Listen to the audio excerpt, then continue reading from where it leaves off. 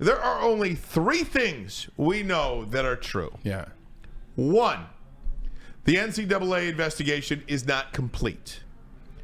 Two, the NCAA Committee on Infractions has nothing in front of them. Zero. And three, Michigan has not been able to provide a response to any of these allegations per NCAA rules. You know what we don't know? Those are the only three things that we know are true. You know what we don't know is Greg Schiano comes out after the Rutgers game, and what does he say? He says there was something weird going on. We got to figure out what that was. What was going on that was weird? Like who told you something was going on? Who was this person that told you what was going on? What was going on? Like that random statement, something weird's going on here, and we're going to figure it out. Who told you and what was it?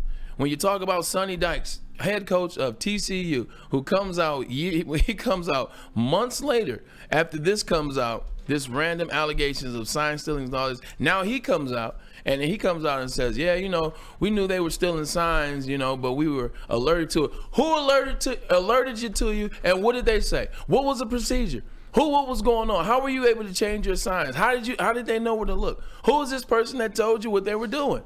Because if it's one person, it's more. They knew something clearly, but all you said was we were alerted to they were doing something like that, and so we changed our signs up. We were alerted that they were doing something like that, and you have the nerve to say this 10 months after you beat Michigan? What? Who alerted you?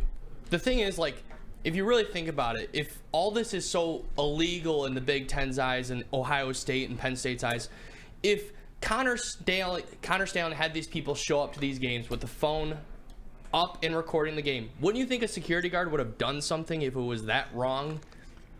Isn't that also a rule where you're not technically supposed to record I don't know, Parker. I can't imagine. Know about that one, there's 100,000 people at these games. I can't imagine.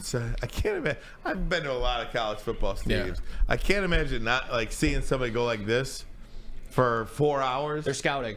And not saying something. They're scouting. Can I ask another thing? And this is leading us into probably to the next segment. I know we got to talk to Josh Hinkie, and we can maybe get into that as well. But then this goes back to the old adage, maybe he didn't know or blah, blah, blah. I'm always said on record, something that egregious goes on, somebody has to know something.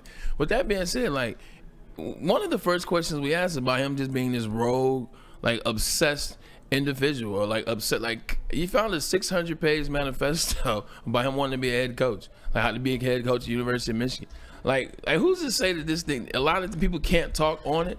A lot of it, and have they verified if that was Connor Stallions on the sideline after CMU?